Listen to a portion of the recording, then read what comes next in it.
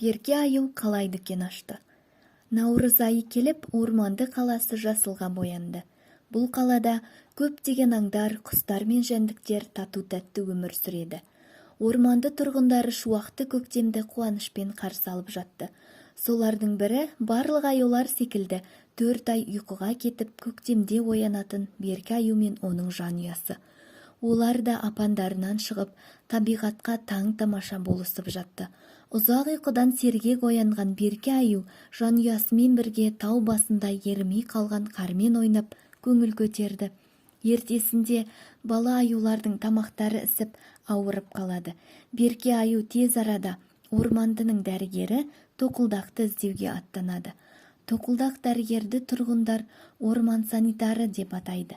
Себебі тоқылдақ құс орман ағаштарын кеміргіш, зиянкеш құрттармен күреседі. Берке аю тоқылдақ дәрігердің үйіне асыға үсіге жетіп, жағдайды түсіндіреді. Сонда тоқылдақ: «Таңқурай қосылған ыстық шай мен ыстық сүт бер», деді. Берке аю дәрігердің айтқандарын іздеуге кірісті.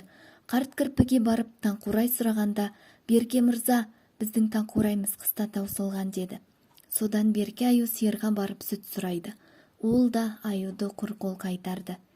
Берке аю үйіне көңілсіз оралады. Кенет есіне қоймадағы қыстан қалған бөшке бал түсті. Соны талғажау етіп қонжықтарына ем жасады. Осы кезде Берке аюға «Неге өзімнің дүкенімді ашпасқа?» деген ой келеді. Таң ата салысымен Берке аю апанның бір бөлігін босатты да ішін тазалап сөрелер жасады. Өзінің кимейтін артық шапанын, былғары етігін, байпақтарын сөреге шығарды. Бірақ Берке аюдың дүкеніне келушілер көп бола қоймады. Келушілер сөрелерге бір қарап, ештеңе сатып алмай шығып кетеді. Мұның себебін түсіне алмай Берке дал болады.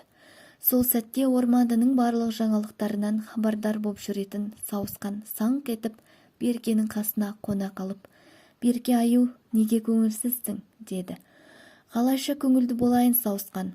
Дүкен ашып едім, сауда жоқ», деді көңілі түсіп отырған Берке. «Аю бай, саудада басты рөлді тауар атқарады.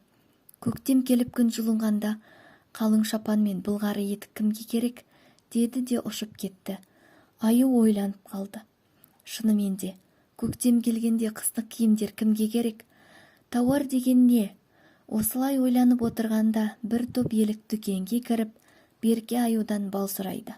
Берке аю қоймасындағы қалған балмен еліктерге сауда жасайды. «Қызық екен», деді аю. Бұл бөшке қоймада жатқанда жай ғана тәтті бал еді. Енді дүкен ашқанда тауарға айналды. Демек, тауар дегеніміз сатып алуға немесе сатуға болатын зат. Осы кезден бастап Берке аюдың саудасы қыза түсті. Берке аюдың дүкенінде тек бал ғана емес, басқа да тәттілер сатыла бастады. Ал оларды Берке аю қайдан алды? Оны келесі оқиғадан біле аламыз.